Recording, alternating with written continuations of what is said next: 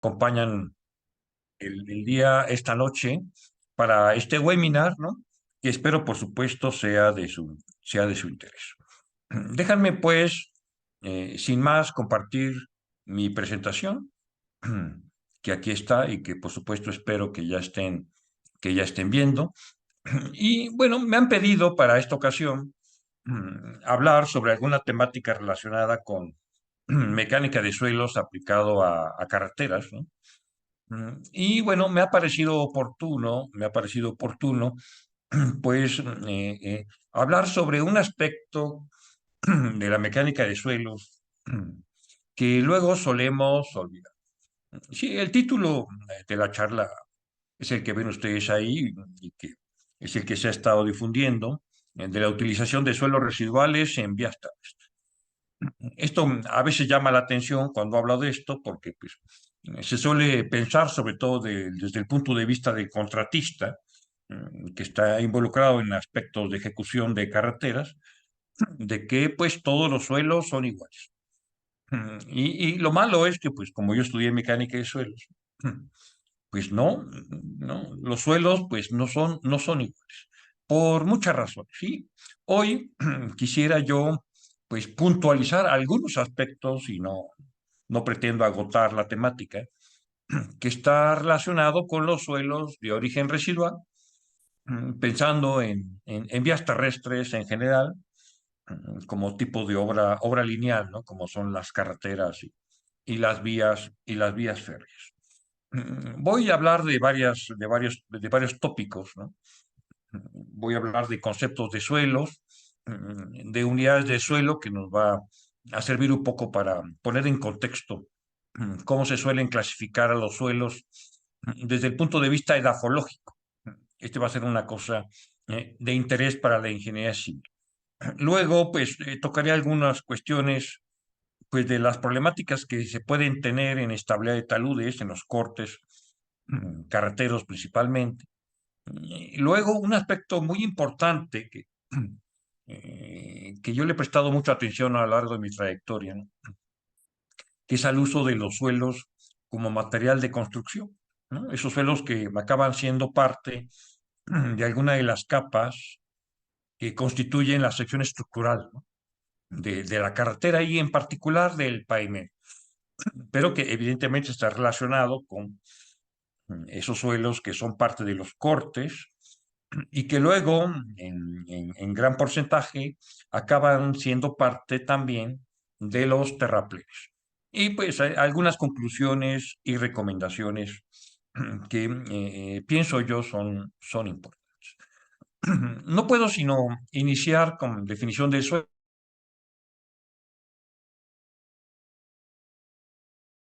que usamos mucho en ingeniería civil y que aparece en muchos libros, ¿no?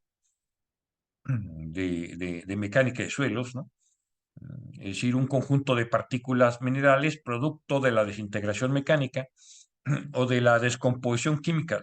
Esto es importante porque el suelo, pues, es el material de trabajo de la ingeniería civil, yo creo que muy común, y en particular la mecánica de suelos, pues es un área de la ingeniería que trata de la aplicación de los principios de la mecánica como parte de la física, es decir, esa parte que estudia la relación entre fuerza y movimiento de los materiales, ¿no? Con fines de aplicaciones al entorno de la infraestructura, con suelos y rocas que podemos encontrar pues en el entorno físico en el que la carretera se vaya a encontrar. Entonces sí, primeramente el suelo como tal, pues es un producto particular, son partículas en contactos unas con muchas características que habría que abordar cada una con el detalle necesario para poder entender un poco a este material.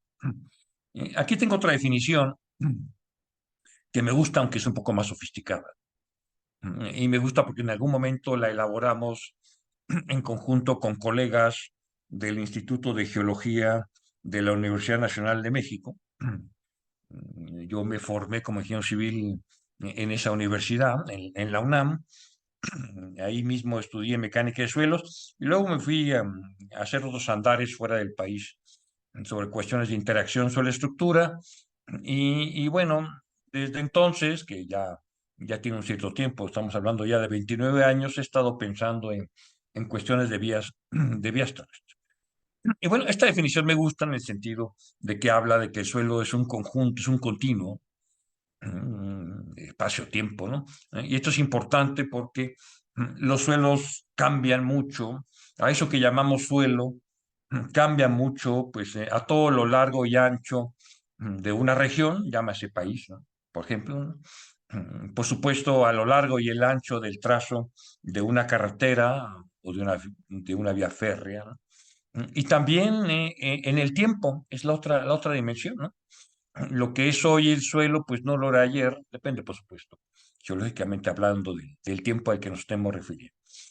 Siendo el producto de la alteración de rocas y materiales mediante procesos, básicamente de intemperismo, que la gente de ciencia del suelo llama pedogenéticos, y que operan para lograr pues, la formación pues, sobre el material que les da origen, que es el material para, ¿no? Entonces, sí, es un poco como tratar de encontrar el orden en el desorden que representa el suelo, porque el suelo, pues, no es un material industrial, no es algo que uno va a comprar a la tienda, pero el ingeniero tiene que trabajar con él como un material de ingeniería.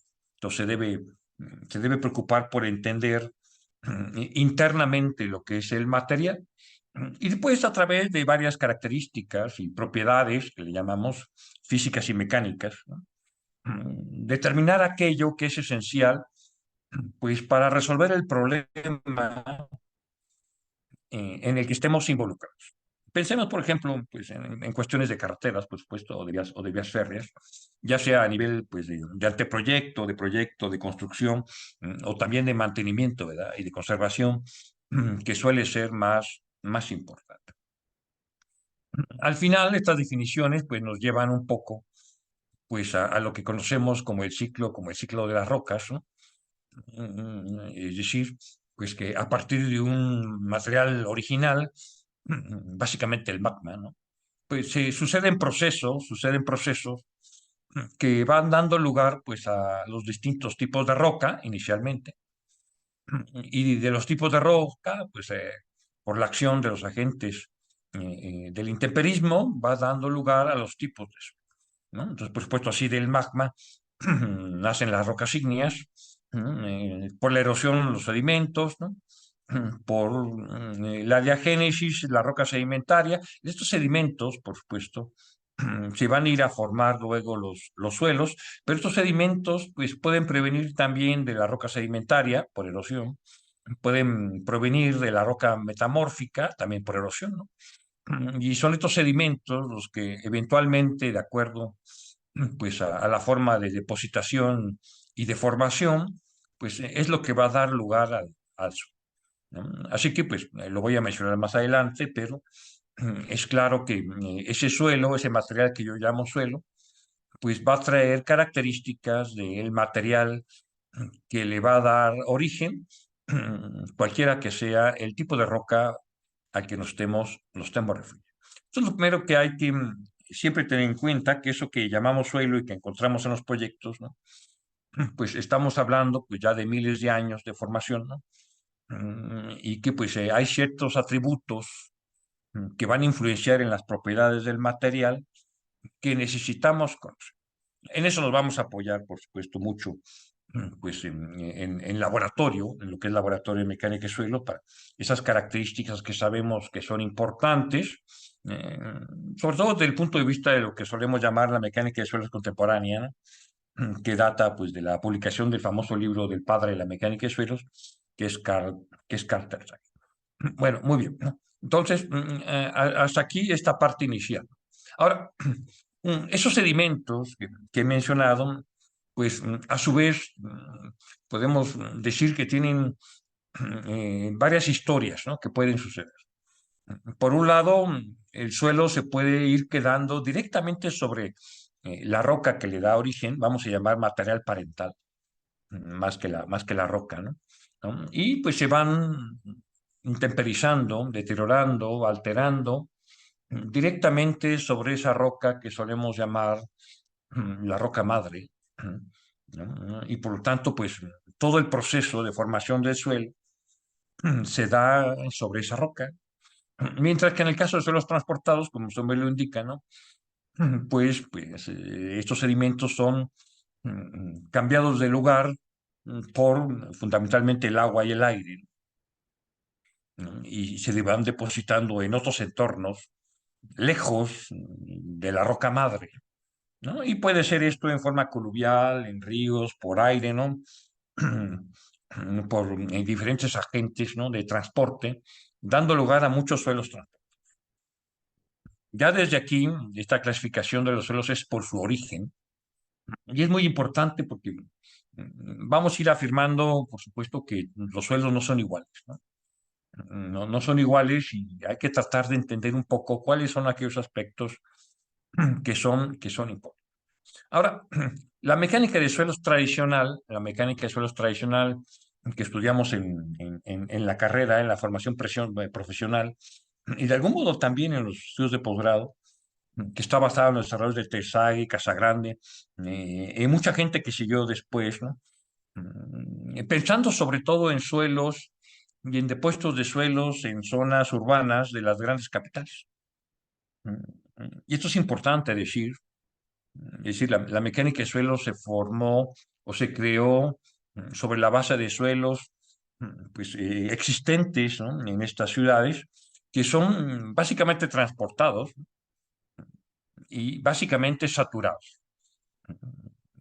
Y por lo tanto queda la duda, mm, que es algo que voy a ir planteando a lo largo de esta charla, queda la duda, y es una duda válida y que ha dado lugar a la aparición de nuevos campos de trabajo de la mecánica de suelos, si esa mecánica de suelos original es aplicable tanto a suelos residuales como transportados, o si para suelos saturados los conceptos son también aplicables como a suelos no saturados. Evidentemente no, y claro, esto sería parte de un curso adicional, por ejemplo, sobre la mecánica de suelos no saturada, que es un poco lo último, ¿no? Ahora, lo último, estamos hablando, pues un poco de los últimos decenios, ¿no? En que se ha venido consolidando esta nueva rama de la mecánica, ¿no? Entonces, esto es importante a tener en cuenta. Y sobre todo lo va a hacer, y en la última parte lo voy a insistir, desde el punto de vista de manipulación del suelo para fines de determinación de algunas características físicas y mecánicas en laboratorio. Finalmente, pues en los suelos los que nos va a interesar como material de ingeniería son propiedades de resistencia, de deformación y de permeabilidad, de manera genérica, ¿no? Y bueno, todas esas propiedades de resistencia, de deformación y de permeabilidad, mm, desde ya podemos decir que van a depender pues de la estructura interna y por supuesto del origen del suelo. Entonces, vamos a tratar de mantener un poco esta idea a lo largo de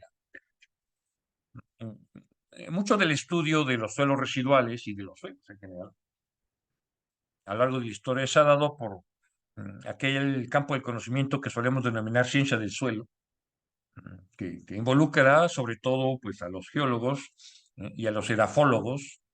La edafología es la ciencia que estudia el suelo desde el punto de vista de su origen, podemos decir. Y desde el punto de vista de su origen, la forma básica de entendimiento del material es lo que se llama el perfil morfológico, que es un poco el ejemplo que tienen ustedes ahí. Y por eso solemos hablar de horizontes, ¿no? En el fondo tenemos la roca que le da origen al suelo. Por supuesto, mientras vamos profundizando en los perfiles de suelo que nos encontramos y que exploramos y que muchas veces tenemos a la vista en los cortes carreteros, ¿no?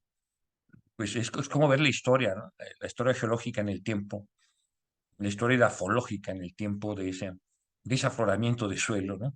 ¿No? En el fondo puede estar la roca, que si es un suelo residual, pues es la roca que le da origen, y los demás horizontes, es el concepto de horizonte, pues son alteraciones de esa roca inicial en diferentes momentos.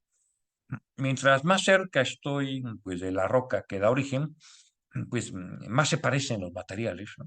Pero ya están alterando, ¿no? Y el horizonte B, pues es un poco el horizonte intermedio, con el cual vamos a trabajar mucho siempre en carreteras cuando queremos encontrar pequeños bancos de materiales cercanos a la carretera. Y el horizonte A, que suele ser la capa muy orgánica, es una capa que casi siempre vamos a desechar como ingeniería. Aquí es un poco lo que nos diferencia con respecto a los estudios en relación a la ciencia del suelo, porque en ciencia del suelo lo que importa es la agricultura, es el crecimiento del mundo vegetal, ¿no?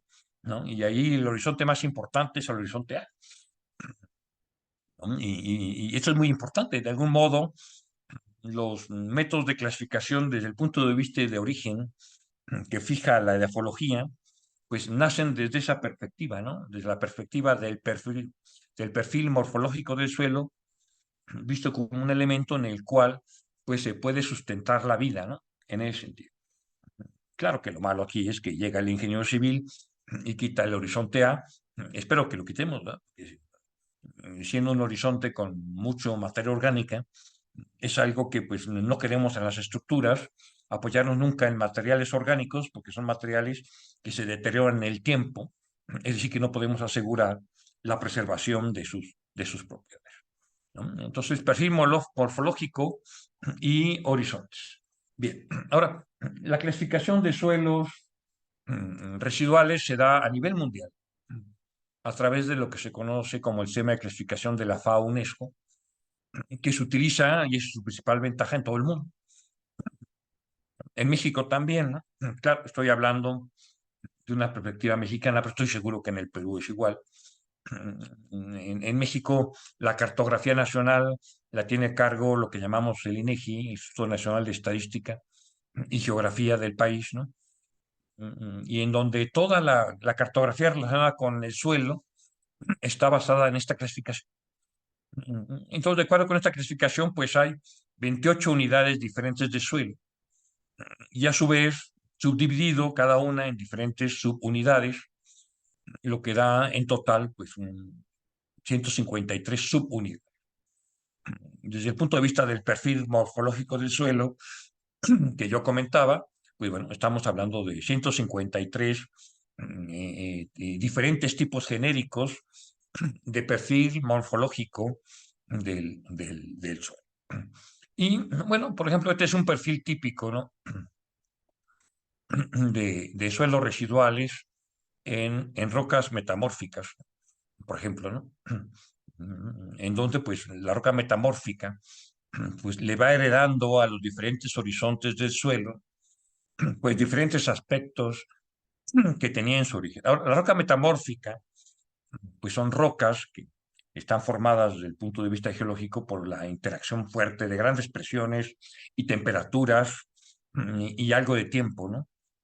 Desde el punto de vista del tiempo, pues las rocas ígneas se forman primero, las rocas metamórficas se van formando después, ¿no? En ese sentido, ¿no? Y las rocas intermedias serían un poco las rocas sedimentarias, ¿no? Entonces, pues sí, hay rocas metamórficas, como puede ser el gneiss, por ejemplo, ¿no? El mármol es una roca metamórfica, ¿no?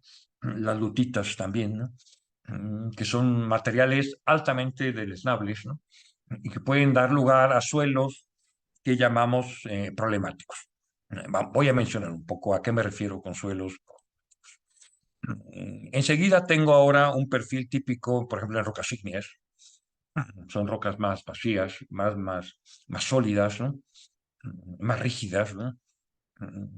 Pero que sin embargo también están sujetas pues, a la aparición de discontinuidades. Y estas discontinuidades, que se ven un poco ahí en esas trazas, en los horizontes, también se van heredando, ¿no? En todos los horizontes del Traten de pensarlo y de imaginarlo desde el punto de vista de carreteras, como digo, en los cortes carreteros, o lo que nos vamos encontrando al tratar de ir buscando ese equilibrio durante la construcción, pues de corte terraplén, ¿no? El equilibrio de volúmenes, ¿no? A través de lo que llamamos la curva masa, ¿no? O sea, vamos equilibrando. El problema es que vamos equilibrando corte terraplén pensando que los suelos son iguales, y como si no hubiera distinción entre los horizontes, ¿no? Y esto pues no es así, ¿no? Por supuesto. Acá tengo otro perfil en rocas carbonatadas, a manera de ejemplo de las rocas sedimentarias, donde podemos tener pues la presencia de cavidades, por ejemplo, de zonas que denominamos kársticas, ¿no? Y que también van heredando sus propiedades a los distintos horizontes. En México hay zonas kársticas enormes, sobre todo en lo que es la península de Yucatán, donde ahora mismo andamos construyendo un tren, el famoso Tren Maya, que pues tiene muchos problemas de construcción porque pues está desplantado sobre zonas kársticas enormes. Vamos a ir llevando un poco esta parte, sobre todo al interés que debemos tener como ingenieros civiles, y sobre todo ingenieros civiles en carretera, pero bueno, la verdad es que aplica para toda la ingeniería civil, pues del contexto edafológica y de los tipos de suelo en lo que estamos desarrollando la infraestructura. Ahora, muy bien, hay al menos 5 factores formadores de suelos. Es decir, ese suelo que nos vamos a encontrar en la carretera, sobre el cual va a estar desplantada, y los cuales vamos a tomar ciertos volúmenes para la construcción de las distintas capas, ¿no? Pues están influenciados por el clima, muy importante el clima a lo largo del tiempo, ¿no? Del lugar en donde se está formando el suelo, del material parental, o sea, la roca que le da origen, el relieve, o sea, lo que es la topografía, no es lo mismo en zonas planas, ¿no? que en zonas altas, ¿no? ¿No? Los microorganismos, y esto aparece porque es muy importante, ¿no? Para fines de formación del suelo y el tiempo. Es decir, metemos todo esto pues en una olla de presión y le damos tiempo y cuando llegamos a un cierto sitio en un proyecto a estudiarlo, tenemos un perfil de suelo. Esto es importante, ¿no? Ahora, ¿cuántos tipos de suelos creen que puede haber sobre 100, bajo 100 kilómetros de carreteras, ¿no? ¿No? ¿Cuántos tipos de clima, cuántos tipos de material parental, cuántos tipos de topografía, de microorganismos y los tiempos que han transcurrido?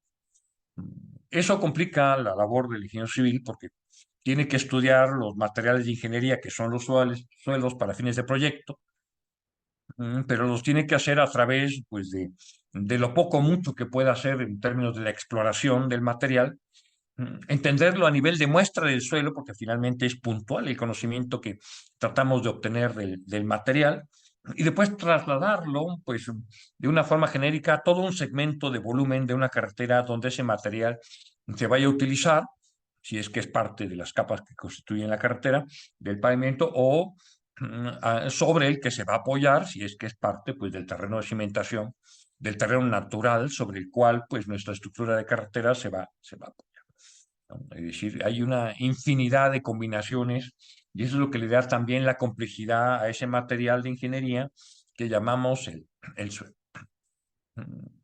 Ahora, cuando hablamos de describir lo que es suelo residual, por ejemplo, pues debemos decir que hay algunas características que lo distinguen, ¿no? Por ejemplo, cuando hablamos de horizontes A y B, ya estamos hablando que pues, este suelo que estamos trabajando se formó directamente sobre la roca que le da origen, pero empieza a tener pues otro tipo de características como cambios graduales e irregulares en el contacto entre los horizontes, es decir, esto, es muy irregular el contacto entre esos horizontes, ¿no?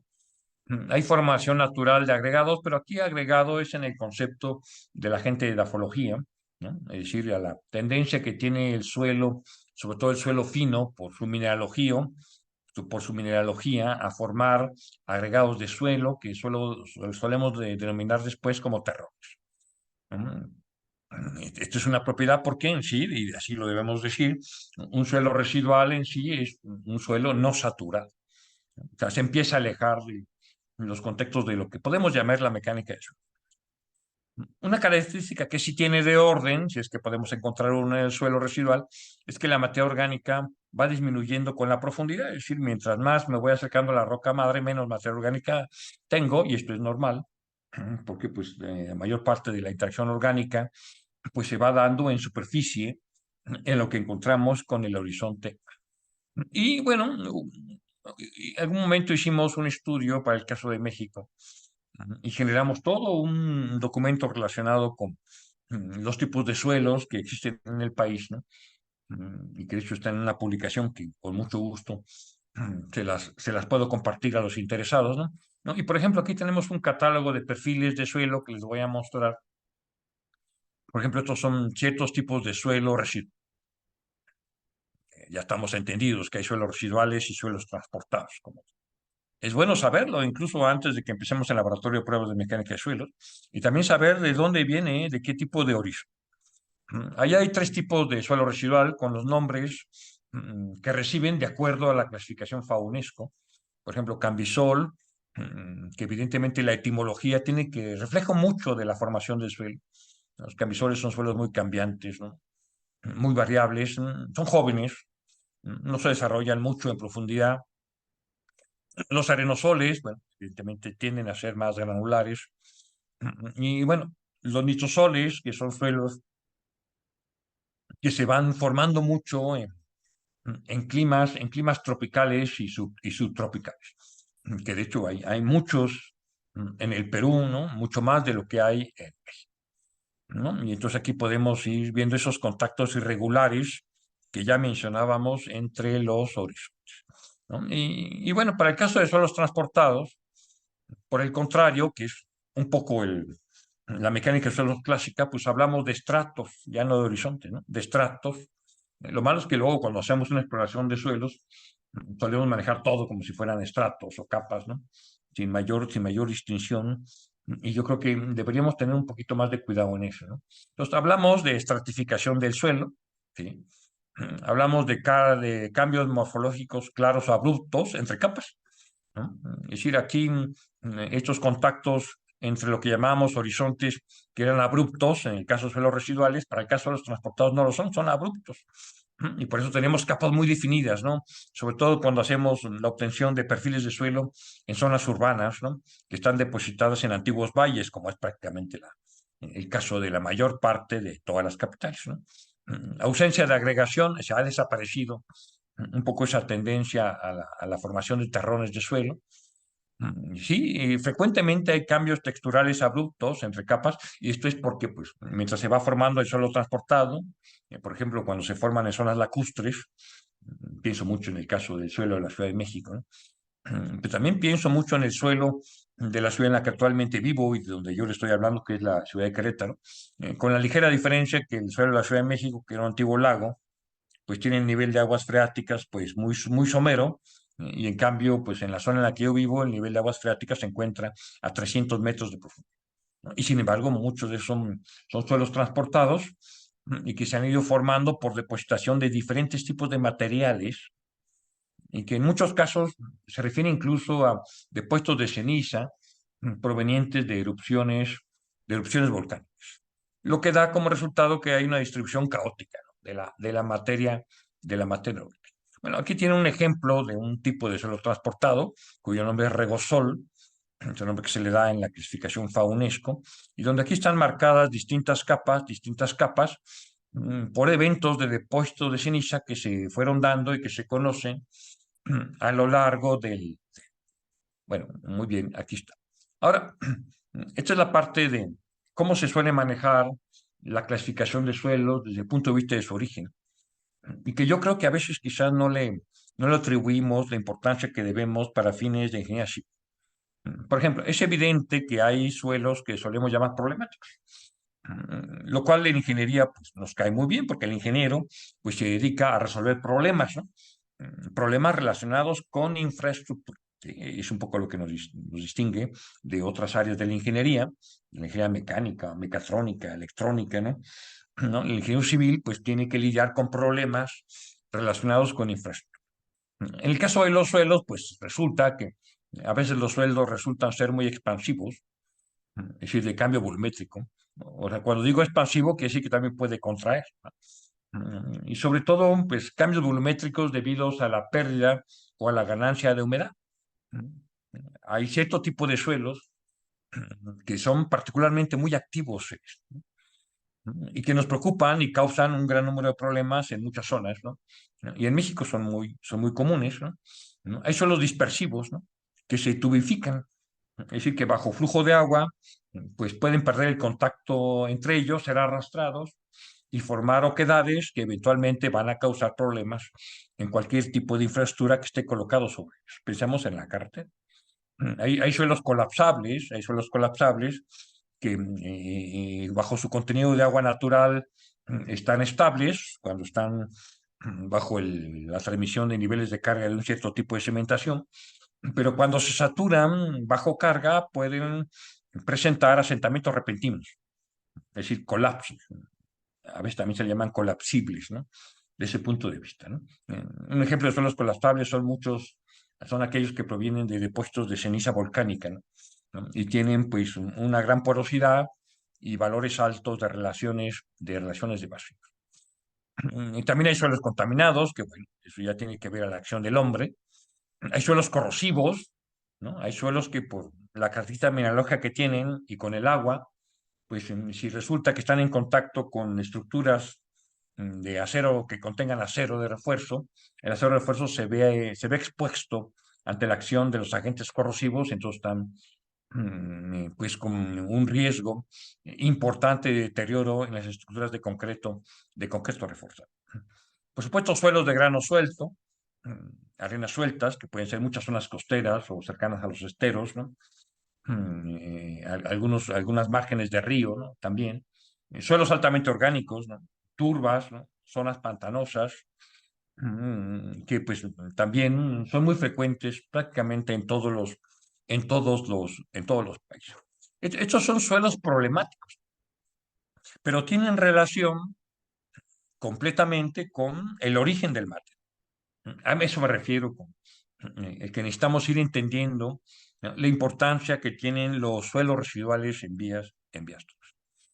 Ahora, en cuanto a unidades de suelos, y solo para comentar para algunos tipos, por ejemplo, hay suelos que se le llaman no climáticos, o sea, que no tienen una afectación o su origen no se ve afectado en particular por el clima, como esos que ven ahí. Mayor detalle de estos términos se encuentran en la publicación que trabajamos, que con mucho les voy a compartir para que puedan ver la etimología, ¿no? Lo importante aquí es que hay suelos que no están afectados tanto por el clima. Hay suelos que están muy afectados, por ejemplo, por el material parental. Esto va a ser muy importante porque, por ejemplo, los andosoles suelen ser suelos muy colapsables, ¿no? Y los vertisoles suelen ser suelos muy expansivos. Vayamos pensando que si conocemos entonces la distribución de suelos de la región donde estamos desarrollando el proyecto, ya podemos tener incluso desde las etapas de anteproyecto una buena idea del tipo de problema que nos podemos encontrar e ir planeando las posibles soluciones que vayan a ser necesarias desde el punto de vista. Recuerden otra vez, el ingeniero resuelve problemas y pues para entender los problemas debemos ser capaces de entender y de identificar las causas que les dan origen. Y en muchos casos, las causas suelen ser el suelo. Aquí tengo, por ejemplo, suelos con desarrollo incipiente, muy cambiantes, como son los cambisoles. Aquí suelos que muestran acumulación de sales, que son este tipo de suelos que suelen ser pues, muy corrosivos, ¿no?, como los solonets y los solonchak, que tienen sales, y en su etimología el término solo se refiere mucho a la presencia de sales o de moléculas cálcicas o de yeso, ¿no?, que están presentes en esos materiales. Y que cuya información, y que quizás esto es todavía más importante, ya tenemos a nuestra disposición pues en los estudios cartográficos y los mapas digitales que están disponibles en cada país. Aquí tengo estos tipos de suelo con gran acumulación de materia orgánica, muy orgánicos, así buscamos zonas para cultivos, pues seguramente son los suelos que queremos desarrollar. No sé en el Perú, pero lo que está pasando mucho en zonas urbanas en México, que muchas zonas de cultivo con estos perfiles se están cambiando y se están convirtiendo en zonas urbanas, ¿no?, con todos los cambios de suelo que se requieren, ¿no?, para el desarrollo de infraestructura. Es decir, estamos afectando finalmente de algún modo también, y pues hay que decirlo, de la capa vegetal. Aquí tengo otros suelos con acumulación de arcilla, muy erosionables, como el luisol y el planosol, por ejemplo, ¿no? Y tengo muchos suelos tropicales y subtropicales como por ejemplo el ferrazol y el nitisol, que están más presentes en zonas tropicales, como en Brasil y como en el Perú y como en el Ecuador. En México tenemos muy pocas zonas, ¿no? De suelos muy bien desarrollados tropicales o netamente tropicales, como pueden ser estos dos, que además están muy presentes en el Perú. Aquí tengo además una categoría nueva que ha aparecido, suelos hechos por el hombre, ¿no? Esos suelos que se han ido consolidando de algunos depósitos, pues de cascajo, de antiguos materiales de construcción, de ladrillos, ¿no? Que ahora forman nuevos depósitos de suelos y que eventualmente ahora resulta que pues tenemos que desarrollar infraestructura siempre necesaria sobre estos depósitos de suelos creados por él, ¿no? Y que causan mucho problema, pero al final hay que trabajarlos con metodología pues de mecánica, de mecánicas. Puedo citar que entre los suelos expansivos conocidos, y conocemos esta distribución de suelos, por ejemplo, suelos expansivos, los vertisoles, muchos de los solonchaks y cambisoles y otros, ¿no? Tienen estas propiedades. Suelos dispertivos, pues los suelos residuales del tipo solonets y planosoles solódicos, ¿no? Son dispersivos, suelos colapsables, típicamente los andosoles, que son los que están muy pegados a zonas volcánicas, ¿no? En México hay un eje que llamamos eje neovolcánico, que conecta a los principales volcanes del país y que estamos llenos de suelos colapsables, ¿no? Suelos corrosivos, básicamente solonchak, solonets, suelos de grano suelto, como estos que ven ahí como el regosol, arenosol, suelos orgánicos, es decir, ya tenemos una relación de lo que hemos estudiado en el tiempo, ¿no? Entre el tipo de suelo residual y el tipo de problema que podemos encontrar. Eso ya en sí es muy importante. De tal forma que, por ejemplo, y estos mapas incluso los actualicé hoy en la mañana, entrando a la página de la FAO, si entran a la página FAO, o si ustedes ponen ahí en el Google, pues hay el portal de suelo de la FAO, donde puede ver en detalle, por ejemplo, este es el mapa de México, con los distintos colores que indican los distintos tipos de suelos que aquí están, y donde, pues bueno, tenemos muchos tipos de suelos relacionados con andosoles, con vertisoles, o sea, suelos expansivos, suelos colapsables, suelos con acumulación de sales, ¿no?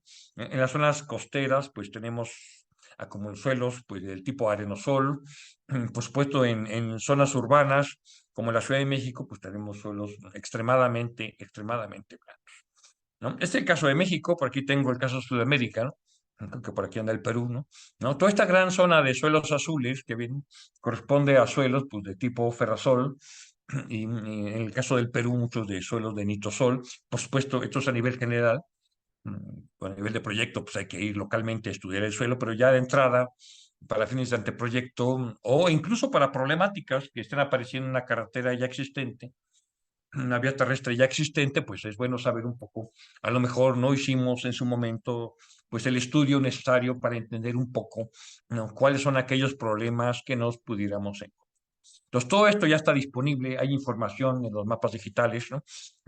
A través de la FAO UNESCO, ¿no? Y sabemos un poco, este es el contexto un poco en el que se desarrollan los suelos residuales. Ahora, cuando hacemos cortes carreteros en suelos residuales, pues hay muchos problemas. Y aquí podemos pues, ponerlo un poco en contexto, por ejemplo, en relación con respecto a cómo solemos manejar la estabilidad de taludes, ¿no? En mecánica de suelos clásica, donde pensamos que hay una posible falla rotacional que se puede presentar. Y aquí no, o sea, si vemos y pensamos en el perfil de suelo, como lo acabo de describir, pues entonces resulta que pues casi podemos empezar a apostar, ¿no? A través de qué horizonte se puede presentar un posible deslizamiento cuando existe un corte carretero, ¿no? O sobre todo si pues todos los horizontes tienen atributos y características que van heredando pues de la roca que les da origen, ¿no? Por ejemplo, este es un deslizamiento que se le va a llamar tipo 1, en donde sobre todo es la parte superficial, ¿no? La que desliza y causa problemas. Esto es relevante porque pues en carreteras en operación los problemas que vamos teniendo pues, en los cortes son debidos fundamentalmente a erosión, a caídos, a desmoronamientos que van cayendo pues, sobre el pavimento y que estamos todo el tiempo tratando de contener, ¿no? Muchas veces esto lo podemos lograr a través de algunas medidas para el control de la erosión. Aquí tengo, por ejemplo, también puede ser, y esto debido pues a esas discontinuidades heredadas, ¿no? En los horizontes de suelo, que tengamos un deslizamiento de bloque, ¿no? Es decir, ¿no? Hay un bloque que se conforma volumétricamente y que en su conjunto pues genera condiciones de inestabilidad y puede provocar un deslizamiento. Y que son modos de falla que no están incluidos pues en los modos de falla rotacionales clásicos que aprendemos en mecánica de suelos, en mecánica de suelos clásicos. Ya no digamos si tenemos un desmoronamiento en una capa coluvial con horizontes, con interfaces muy mal definidas, ¿no? Con cambios abruptos entre ellos, ¿no? Entonces es difícil prever en dónde pues, se puede provocar este tipo de desmoronamiento. Aquí tengo uno tipo 4, a lo largo de un plano de debilidad particular que no necesariamente hemos detectado previamente pues, a la ejecución del código. El ingeniero de carreteras tiene que lidiar mucho en la operación vial, ¿no? Con el mantenimiento y la estabilidad de los cortes. Y se suele descuidar muchas veces, sobre todo porque pensamos que en carretera el pavimento como tal es el activo más importante, por supuesto es uno de los activos más importantes, ¿no? Pero en muchas zonas serranas, ¿no? Con cortes altos, la verdad que es que el presupuesto de mantenimiento que solemos utilizar en muchas ocasiones pues, se va más en estabilidad de cortes, ¿no? Que en mantenimiento del pavimento. Por supuesto, esto depende de cada uno de los casos, de lo que puede suceder. Claro que para hacer el análisis, otra vez el ingeniero resuelve problemas. Para el caso de taludes, pues tratamos de entender un poco las causas que le dan origen y que pues tienen que ver, por ejemplo, entre otros factores, ¿no? Como los que están ahí mencionados, las cargas, el modo de falla. Por supuesto que si yo tengo detectado que el modo de falla es un modo de falla en bloque, bueno, quizás yo puedo ser capaz de hacer un cálculo de factor de seguridad, ¿no? Y de recurrir a un método de análisis adecuado, que no siempre va a ser un método de análisis clásico pensando en que la falla es rotacional. Y vamos a necesitar, por supuesto, conocer propiedades de resistencia del material, como puede ser la resistencia al corte y aspectos de presiones del agua, de presiones de poro, que ya sabemos que afectan pues, lo que llamamos esfuerzos efectivos en mecánica eso. En particular, ya el efecto de la lluvia, ¿no? Sabemos que los taludes y los cortes carreteros tienen la mala costumbre de deslizar cuando llueve, ¿no? En parte por la infiltración, que pues aumenta la saturación, ¿verdad? De las capas, ¿no? Y por lo tanto disminuye sus propiedades de resistencia al cortante y lo vuelve más vulnerable, ¿no? En parte por la erosión que se va dando en superficie si no tenemos la protección adecuada y que necesitamos estudiar. Ha habido estudios, aquí nada más presento esta imagen, ¿no?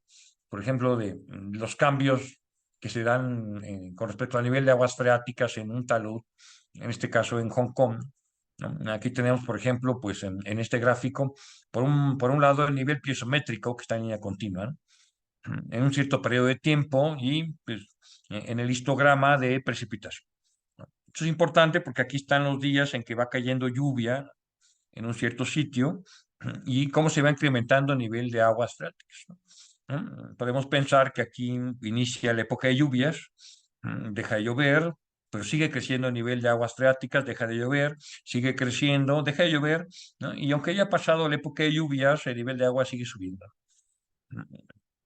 ¿no? Y eso es un poco la problemática que se puede dar de que incluso cuando dejó de llover, podemos tener a posteriori la presencia de estos deslizamientos masivos de suelo. Y hay una relación que es particular en cada zona, hay que estudiarla, que me parece muy útil y me agrada, entre pues, el porcentaje de lluvia acumulada, por ejemplo, en 24 horas, que es lo que se pone aquí en el eje vertical, con respecto al porcentaje de lluvia acumulado en 15 días, ¿no?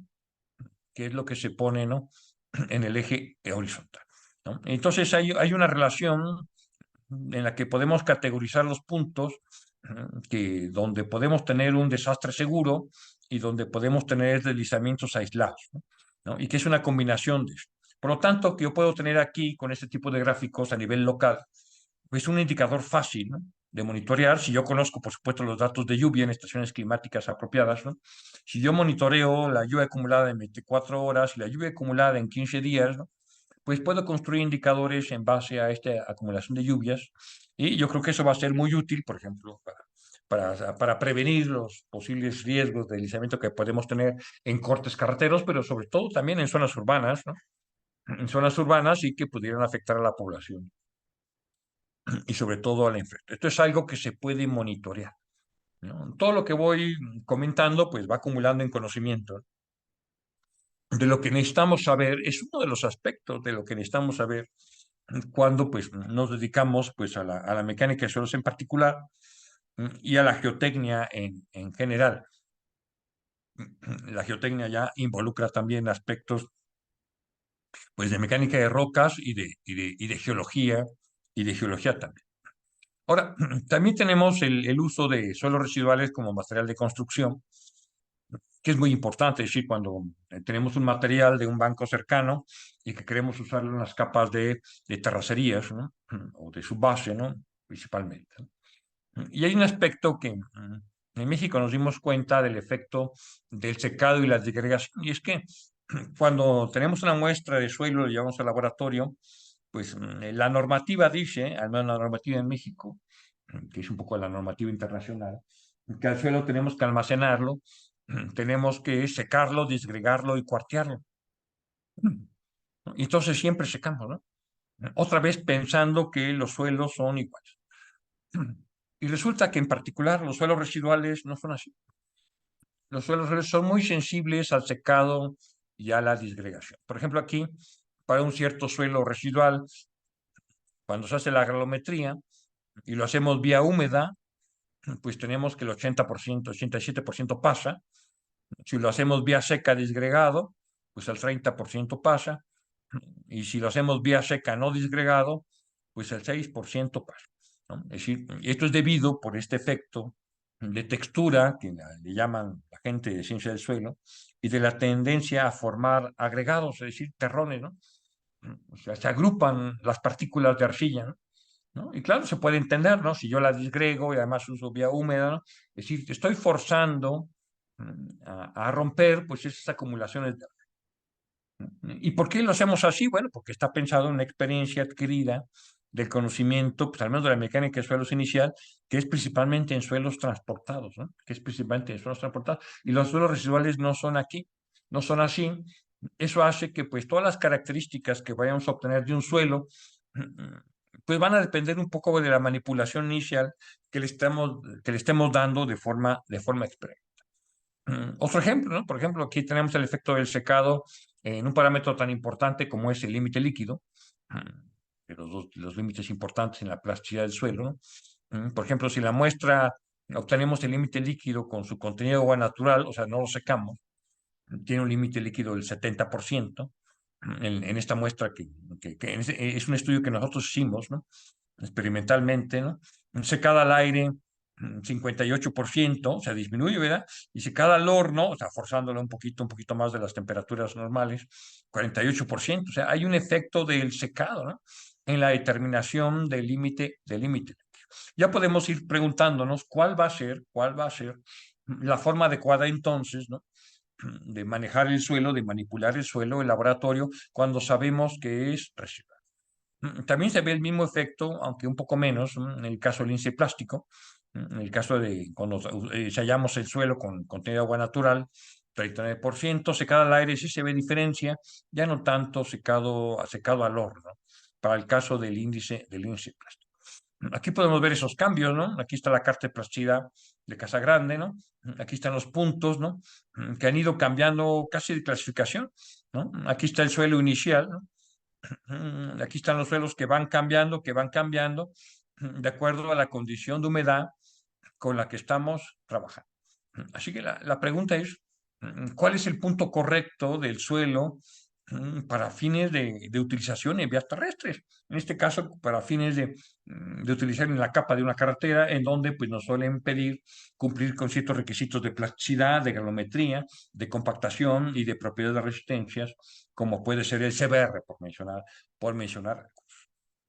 Lo que en su momento propusimos nosotros era que, pues, dentro de este estudio previo, ¿no? Que tenemos que hacer en los proyectos, ¿no? Es, por ejemplo, usar ese índice que le llamamos nosotros índice de agregación. Es decir, en base a los resultados previos, este índice de agregación se define simplemente como la diferencia relativa en porcentaje entre el índice plástico obtenido en contenido de agua natural, o sea, sin secar el material, ¿no? Y el índice plástico secado al aire, ¿no? Y bueno, si no hay diferencia significativa, seguramente vamos a tener índice de agregación bajo, ¿no? Si hay diferencia significativa, vamos a tener índices de agregación altos. Por ejemplo, aquí tenemos en algunos suelos que en su momento estudiamos, pues, en suelos que sabemos que son netamente residuales en diferentes zonas del país, pues tenemos índices de agregación del orden de 36%, de 30, de 200, ¿no? Que corresponden además en suelos residuales que se forman en zonas donde la precipitación anual pues, es intensa para fines mexicanos, por supuesto. Porque yo sé que en Brasil y en el Perú puede ser más común tener precipitaciones anuales mayores de 2.000 milímetros anuales. Yo sé que hay zonas, al menos en el Amazonas, que pueden llegar a 10.000 milímetros de lluvia anuales y muchas veces concentradas en ciertos periodos de tiempo, ¿no? Aquí tengo incluso, y esto lo completamos con suelos publicados en literatura, suelos de Nigeria, por ejemplo, en África, que presentan índices de agregación de 159%, con precipitaciones de 2.500 milímetros anuales, ¿no? O suelos brasileños que tienen índices de agregación de 184%. Es decir, la respuesta a cómo debemos tratar el suelo depende de dónde estamos, ¿no? Esto sucedió mucho, por ejemplo, a nivel de compactación, porque cuando obtenemos la curva de compactación para definir los óptimos, ¿verdad? Que van a regir un poco lo que vamos a especificar en campo, ¿no? Pues tampoco es igual si secamos al aire, como dice la normativa clásica, ¿no? A que si lo hacemos a partir de la humedad natural. O sea, los óptimos cambian, ¿no? Cuando secamos al aire, equivaldría a los cambios de curva de compactación como si tuviéramos más energía, ¿no? O sea, tenemos mayor peso volumétrico seco y menor contenido de humedad. Y esto pasó durante la construcción de una presa de tierra hace algunas décadas en el sur del país, en la zona de frontera entre Chiapas y Guatemala, que es una zona netamente de suelos residuales, y en donde en campo no se estaban cumpliendo los pesos volumétricos porque estaban buscando dar el secado al aire, ¿no? Después de estudiarlo, se dieron cuenta que el problema era el método de manejo del material en laboratorio. Es decir, estábamos trabajando con un suelo residual. La solución fue aceptar, pues en bitácora, que el suelo se tenía que manejar con humedad natural.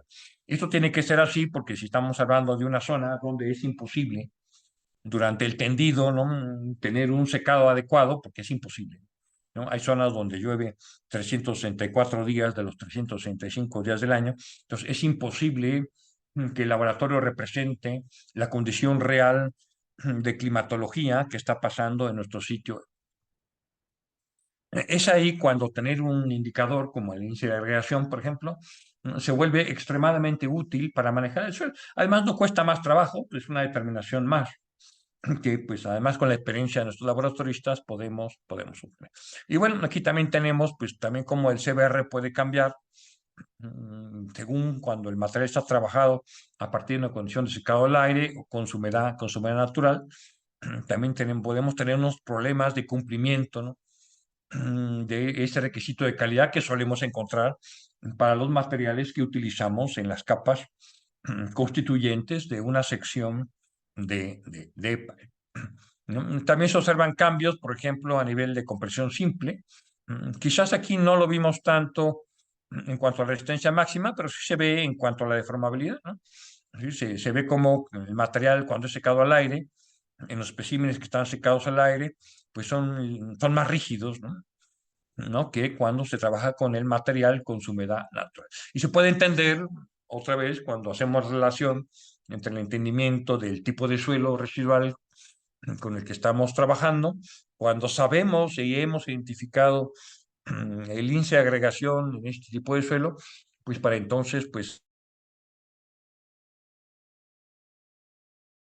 las condiciones representativas del laboratorio. Al final, el laboratorio es eso, ¿no? Y con laboratorio uno trata de manejarlo con las mejores condiciones para pues, ser representativos de lo que realmente está pasando en campo, ¿no? Yo creo que la premisa número uno de lo que hacemos en laboratorios es ser representativos, aunque bueno, eso tiene muchos aspectos que conviene reflexionar y estudiar en más detalle, ¿no? En cursos más profundos.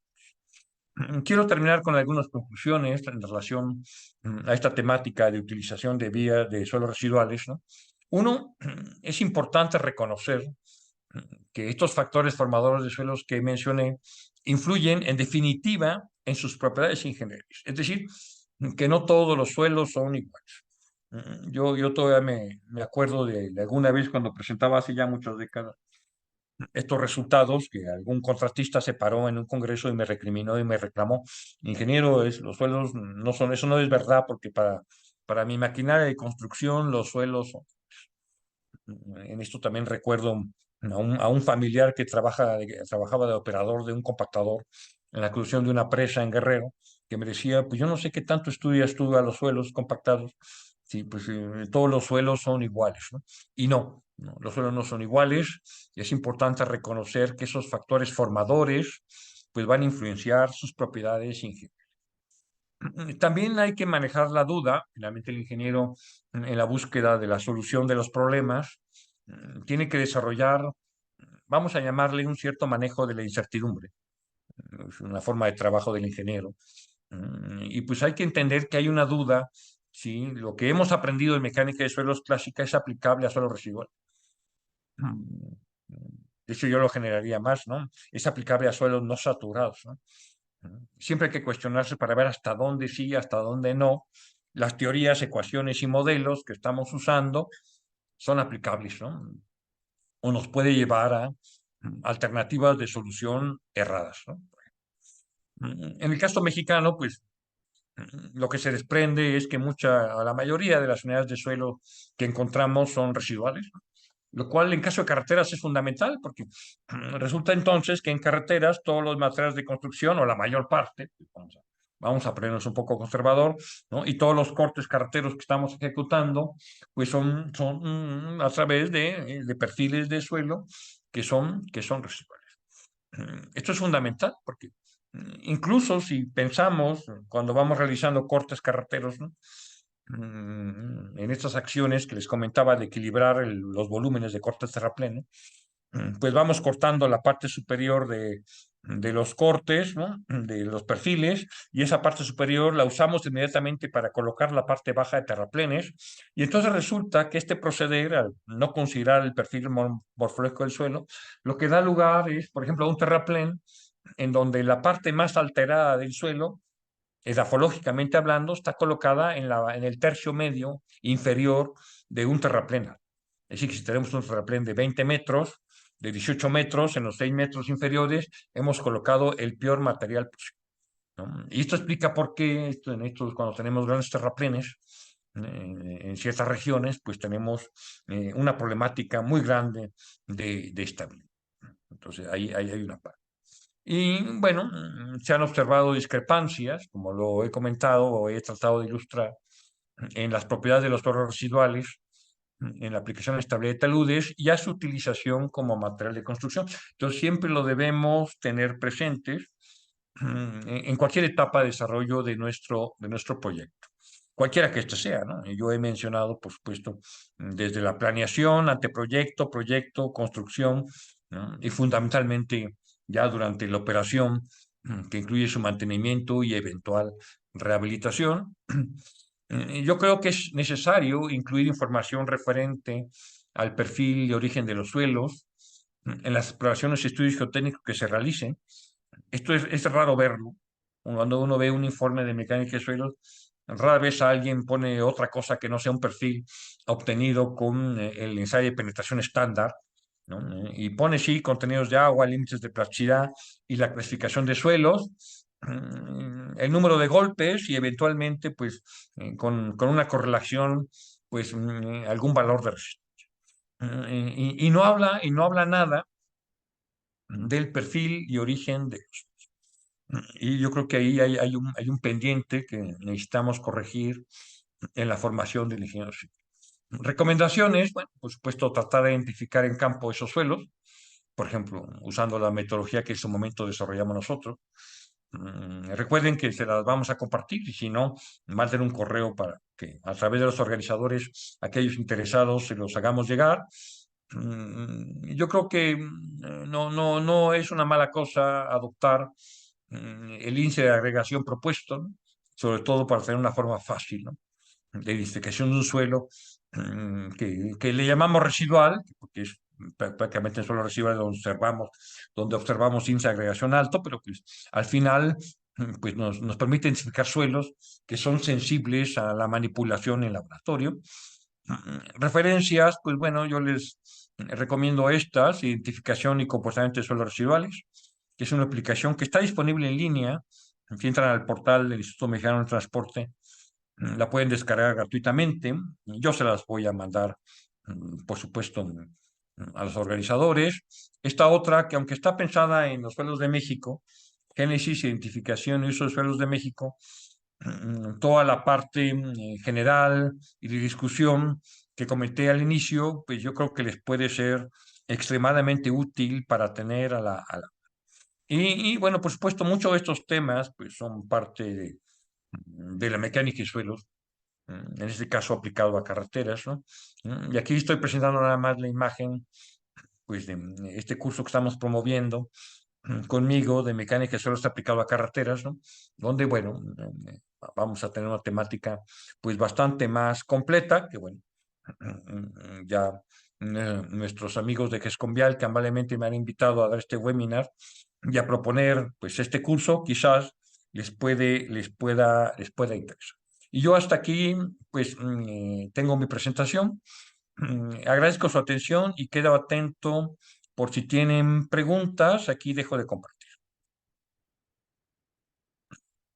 Ingeniero, ahí tenemos una pregunta del alumno Guillermo, del participante Guillermo Rodas. ¿Qué tan importante es un suelo residual y suelos transportados? ¿Qué es lo mejor? ¿Suelos arcilloso y suelo no arcilloso? Favor mostrar referencia de nuevo, dice. Bueno, aquí se refería a que dejé de compartir, ¿verdad? Que dejé de compartir.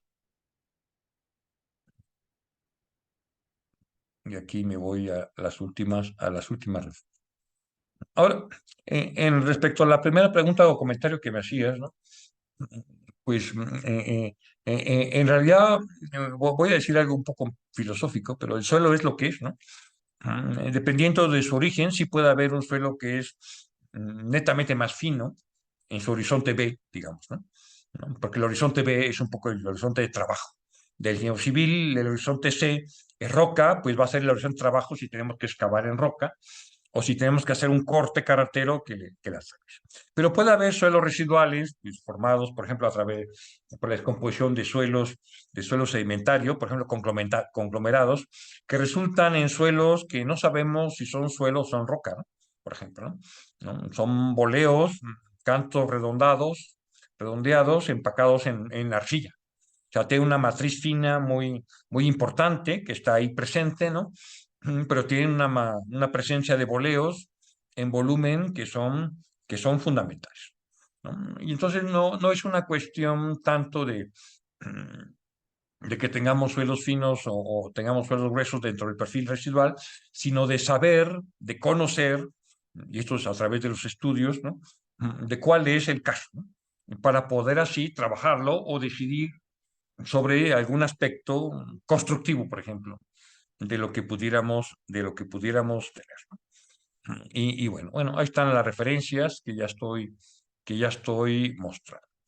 Me pregunta aquí, veo a Guillermo Rodas, que me pregunta qué minerales hay. Bueno, hay una gran diversidad de minerales, ¿no? En suelos andosoles, ¿no? Que son suelos muy colapsables, pues tenemos presencia de daloicita, por ejemplo, a nivel de mineralogía, ¿no? En suelos vertisoles, aquellos que son muy propensos a expansión, pues tienen presencia de modmorionita, ¿no? Y bueno, y así, de los decenas de tipos de minerales que están presentes, pues hay algunos que en particular son problemas. Sí, sería quizás interesante, y en esta publicación, por ejemplo, de Génesis e Identificación, hablamos un poco de la mineralogía, que es difícil generalizar, porque finalmente cada perfil de suelo es único. Ya decía yo en la pregunta, ¿no? ¿Cuántos tipos de suelo y de perfiles creen que están a lo largo de 100 kilómetros de carretera? Pues si no son infinitos casi para fines de trabajo, sobre todo porque al final todo el esfuerzo de exploración de campo que hacemos es muy puntual. Lo es sobre todo pues, para obras lineales, ¿no? No son las carreteras, ¿no?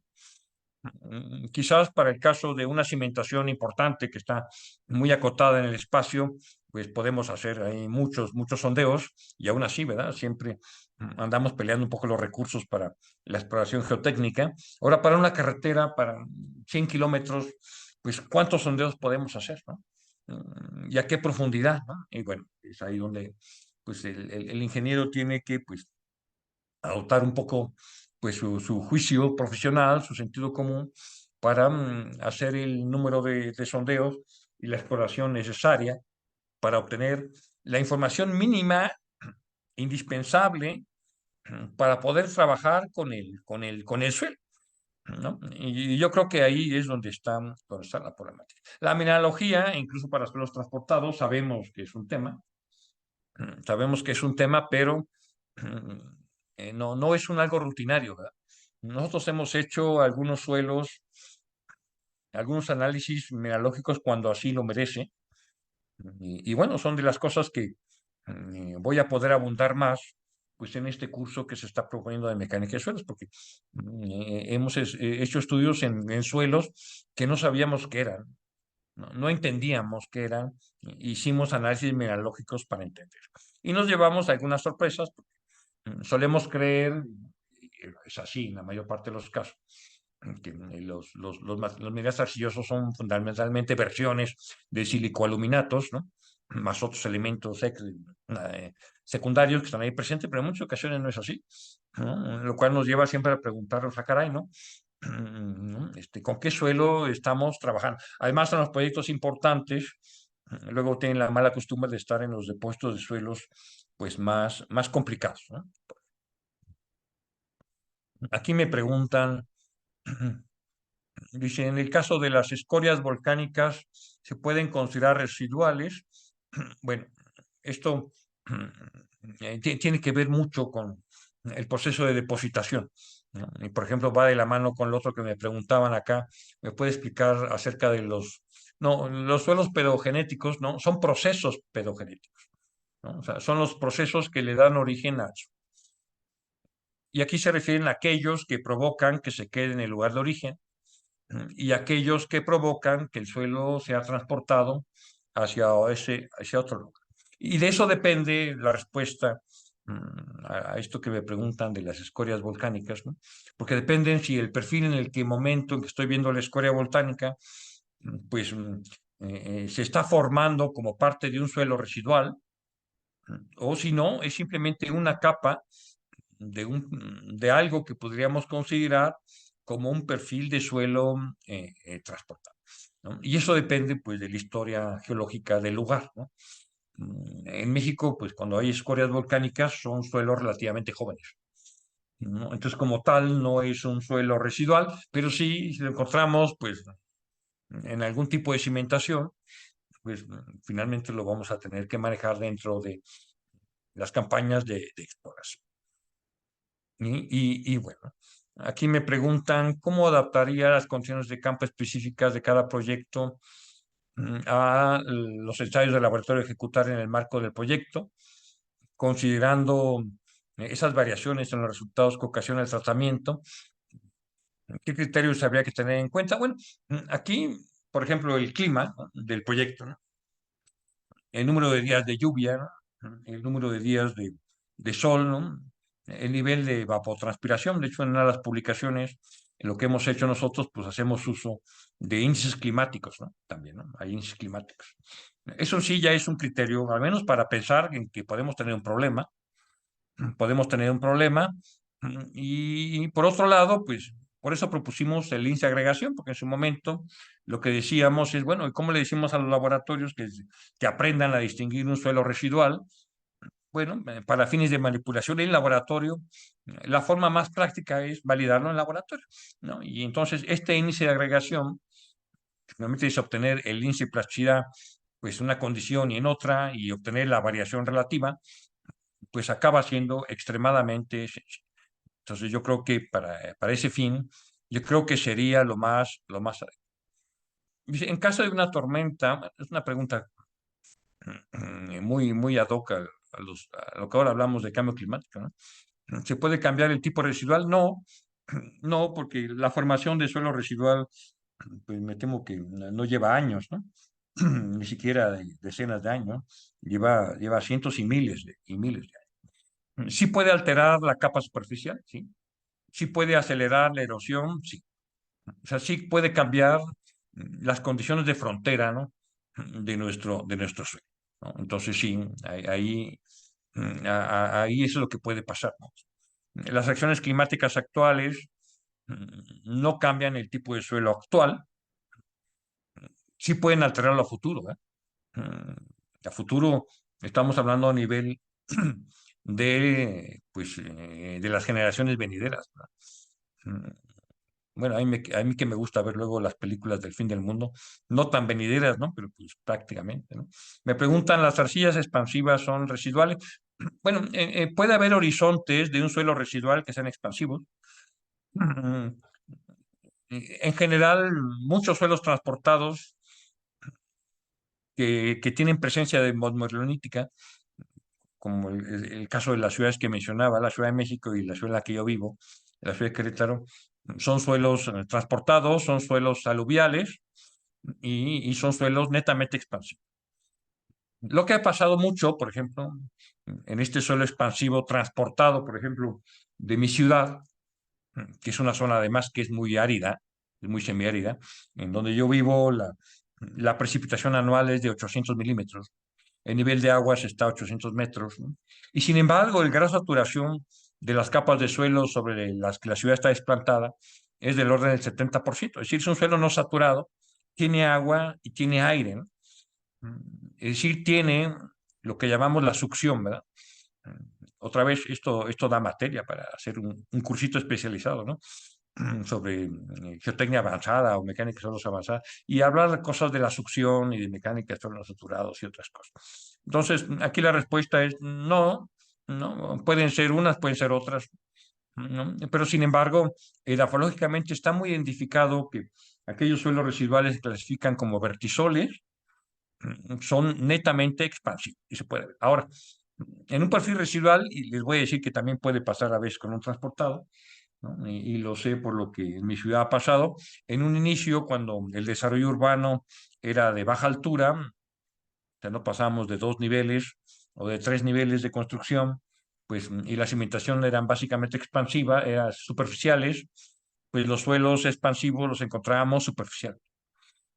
Conforme ha crecido la ciudad y el número de niveles en las construcciones, en la infraestructura, y ha aumentado el nivel de cargas, de nivel de esfuerzos que se le pasa al suelo, pues resulta que ha habido necesidad de ir más profundo.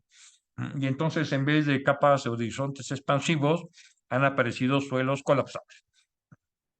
Es decir, también aquí, cada horizonte en un suelo residual puede tener una problemática diferente, ¿no? Entonces, bueno, es ahí donde también no hace más que reforzar que sí tenemos que estar pues atentos, ¿no? A lo que es el tipo de suelo y la importancia de estudiar entonces pues un poco más de lo que solemos hacer en mecánica de suelos, de simplemente ir y hacer un sondeo de penetración estándar y algunas pruebas de laboratorio, ¿no? De lo que podemos, y porque al hacerlo así, pues nos estamos curando en salud, ¿verdad? De lo que puede pasar a futuro en nuestros pueblos. Bueno, muy bien, creo que he hecho el tour de las preguntas, a menos que haya una nueva más. Ya. Bueno, aquí me preguntan, para una construcción de un edificio de 10 niveles, ¿qué tipo de suelo es recomendado? Bueno, esta pregunta es más bien al revés, ¿no? Es decir, más bien qué tipo de estructura puede construir para un cierto tipo de suelo, porque pues no podemos pedir mm, por Uber Eats, ¿verdad? No podemos pedir por Uber Eats el tipo de suelo que queramos, ¿no?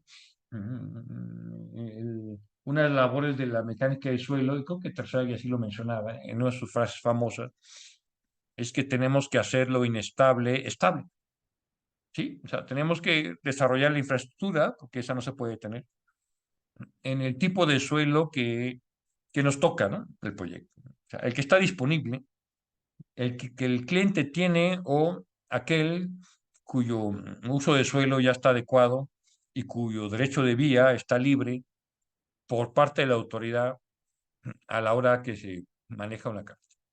Aquí me preguntan, por ejemplo, Alan, si las pruebas de sondeo eléctrico pueden detectar suelos residuales. No. O sea, los sondeos de penetración pues son destructivos, ¿no? Ellos no saben de origen de los suelos, no saben de origen de los suelos, pero sin embargo, si yo sé que estoy haciendo el sondeo, ¿no? En un suelo donde es altamente probable que sea residual, en carretera, si meto un sondeo en una zona para hacer un cono eléctrico, ¿no? Por ejemplo, ¿no? Y tener mediciones continuas de punta y de fuste, ¿no? Como tal, no sé decir más, pero si yo sé que es residual y tengo información adicional, por ejemplo, la posición de nivel de aguas freáticas, por ejemplo, si en vez de ser un cono normal uso un piezocono, estamos empezando con los niveles de agua freática, no están tan profundos para poder sacarle utilidad al piezocono. Puedo empezar a correlacionar comportamientos y a tener expectativas. Pero por sí solo, el sondeo eléctrico, ni cualquier otro sondeo de penetración me va a decir que es residuo. Hay algunas experiencias en suelos blandos, ¿no? Aluviales, ¿no? El caso de la Ciudad de México, ¿no? Donde algunas cosas del sondeo eléctrico con piezocono se pueden usar para estimar esfuerzos de preconsolidación, ¿no? Pero esto ya es como que entrar a ligas mayores de estimación, donde además nunca estamos seguros, ¿no? De eso, ¿no? Y bueno, esto es lo que yo creo que podría decir de esta última. Aquí me preguntan, en Perú se han adoptado algunas clasificaciones, ¿no? Por ejemplo, de Bilibor y Nohan de 1995, y me preguntan si tenemos normado el índice de agregación.